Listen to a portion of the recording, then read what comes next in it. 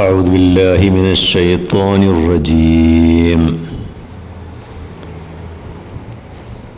ولقد آتينا إبراهيم رشده من قبل وكنا به عالمين. إذ قال لأبيه وقومه ما هذه التماثيل التي أنتم لها عاكفون. قالوا وجدنا آباءنا لها عابدين. قال لقد كنتم أنتم وآباؤكم في ضلال مبين. قالوا وجئتنا بالحق أم أنت من اللاعبين.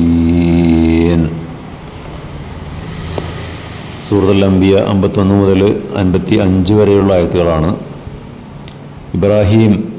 Abraham പ്രവാചകന് നാം സന്മാർഗബോധവും വിവേകവും മുമ്പേ തന്നെ നൽകിയിരുന്നു. അദ്ദേഹത്തെക്കുറിച്ച് നമുക്ക് നന്നായി അറിയാമായിരുന്നു. ഇബ്രാഹിം തൻ്റെ പിതാവിനോടും സ്വജനതയോടും ചോദിച്ച ആ സന്ദർഭം ഇങ്ങനെ ഓർക്കുക. നിങ്ങൾ പൂജിക്കുന്ന ഈ വിഗ്രഹങ്ങളുടെ അവസ്ഥ എന്താണ്?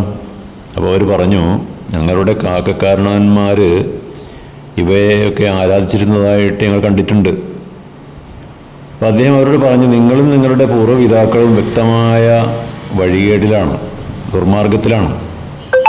അപ്പോൾ അവർ പറഞ്ഞു, നീ പറയുന്നത് കാര്യമായിട്ടാണോ അതല്ല തമാശ പറയുകയാണോ? ഇബ്രാഹിം നബിയുടെ ചരിത്രത്തിൻ്റെ വിവിധ വശങ്ങൾ ഖുർആനിൽ പല സൂറത്തുകളിലും വിവരിച്ചിട്ടുണ്ട്. ഇവിടെ അദ്ദേഹത്തിൻ്റെ യുവത്വകാലത്ത് പ്രവാചകത്വം നൽകപ്പെടുന്നതിന് മുമ്പുള്ള ഒരു സംഭവം വിവരിക്കുകയാണ്. അദ്ദേഹത്തിന് നുബൂവത്ത് അഥവാ പ്രവാചകത്വം നൽകപ്പെടുന്നതിന് മുമ്പായി ചെറുപ്പത്തിലെ തന്നെ അള്ളാഹു ദൈവം റുഷ്ദ് നൽകിയെന്ന് പറയുന്നത്. റുഷ്ദ് എന്ന് പറഞ്ഞാൽ വിവേകം, കാര്യബോധം, സന്മാർഗം, പക്വത, നന്മയും തിന്മയും മനസ്സിലാക്കാനുള്ള കഴിവ്, അതൊക്കെയാണ് ആ വാക്കുകൊണ്ട് ഉദ്ദേശിക്കുന്നത്. ഇബ്രാഹിം നബിയുടെ ജന്മദേശം ഇറാഖിലെ ഊർ എന്ന പട്ടണത്തിലാണ്. പണ്ടൊരിക്കൽ വർഷങ്ങൾക്ക് മുമ്പ് ഇറാഖിൽ സന്ദർശിക്കാൻ പോയപ്പോൾ ഈ പട്ടണമൊക്കെ നേരിൽ കാണാൻ കഴിഞ്ഞിട്ടുണ്ട്. അപ്പോൾ ഇബ്രാഹിമിൻ്റെ പിതാവ് ക്ഷേത്രത്തിലെ ഒരു മേൽശാന്തിയായിരുന്നു, പ്രധാന പൂജാരിയായിരുന്നു.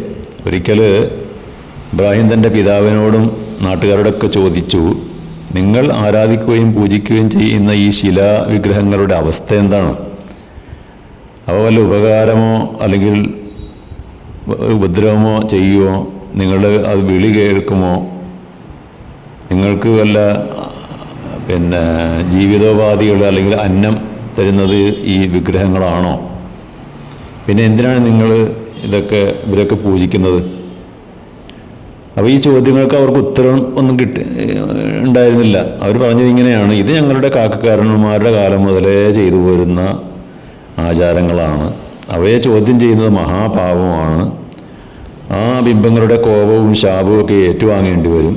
ഇത് ഞങ്ങളുടെ ദേശീയതയുടെ കൂടി ഭാഗമാണ്. ഞങ്ങളുടെ ആചാരാനുഷ്ഠാനങ്ങളെയും ജീവിത രീതിയെയും ചോദ്യം ചെയ്യുക എന്നത് തന്നെ ദേശദ്രോഹക്കുറ്റം ആണ്. ഇക്കാലത്തും ഇതേ ചിന്തകളും വാദഗതികളും വെച്ച് പുലർത്തുന്ന എത്രയോ ആളുകളുണ്ട്. ഇതിൽ തീവ്രതയുള്ളവർ മറ്റ് മതവിശ്വാസങ്ങൾ വെച്ച് പുലർത്തുന്നവരെ ക്രൂരമായി ആക്രമിക്കുകയും പീഡിപ്പിക്കുകയും തങ്ങളുടെ വിഗ്രഹ മതത്തിലേക്ക് നിർബന്ധിച്ച് മതപരിവർത്തനം ചെയ്യിക്കുന്നതൊക്കെ നമുക്ക് കാണാൻ കഴിയുന്നതാണ്. അപ്പോൾ ഇബ്രാഹിം അന്നാട്ടുകാരോട് പറഞ്ഞ മറുപടി, തീർച്ചയായും നിങ്ങൾക്കും നിങ്ങളുടെ പിതാക്കൾക്കും മാർഗഭ്രംശം സംഭവിച്ചിരിക്കുന്നു, വഴിതെറ്റിപ്പോയിരിക്കുന്നു. അവർക്ക് യാതൊരു അറിവും ഇല്ലായിരുന്നു. വലവുകാന ആബാഉഹും ലാ യഅലമൂന ശൈഅൻ വലാ യഹ്തദൂൻ, സൂറത്തുൽ മാഇദയിൽ പറഞ്ഞതുപോലെ അവരുടെ പിതാക്കൾ യാതൊന്നും അറിയാത്തവരായിരുന്നു, സന്മാർഗം ഉൾക്കൊള്ളാത്തവരുമായിരുന്നു. ഇബ്രാഹിമിൻ്റെ ഈ പ്രതികരണം കേട്ടപ്പോൾ അവർ ചോദിച്ചു, നീ ഇത് വെറുതെ തമാശക്ക് പറയുന്നതാണോ അതല്ല കാര്യമായി തന്നെ പറയുന്നതാണോ? കാരണം ഇന്നേവരെ ഒരാളും തന്നെ ഇത്തരമൊരു വിമർശനം ഉന്നയിച്ചിട്ടില്ല. ഇബ്രാഹിമിൻ്റെ പ്രതികരണം എന്തായിരുന്നു എന്ന് അടുത്ത ആയത്തുകളിൽ വരുന്നുണ്ട്. ഇവിടെ നാം മനസ്സിലാക്കേണ്ട ഒരു കാര്യം, സ്വന്തം മാതാപിതാക്കളോ ഉറ്റവരോ ഇസ്ലാമിന് നിരക്കാത്ത പ്രവർത്തനങ്ങൾ ചെയ്യുകയാണെങ്കിൽ, അല്ലെങ്കിൽ അനിസ്ലാമികമായ ജീവിതരീതി അവർ സ്വീകരിക്കുകയാണെങ്കിൽ അവരെ തിരുത്തുകയും ഇസ്ലാം എന്താണ് അനുശാസിക്കുന്നത് എന്ന് അവരെ പറഞ്ഞ് ബോധ്യപ്പെടുത്തുകയും ചെയ്യുക എന്നത് ഓരോ സത്യവിശ്വാസിയുടെയും ചുമതലയാണ്.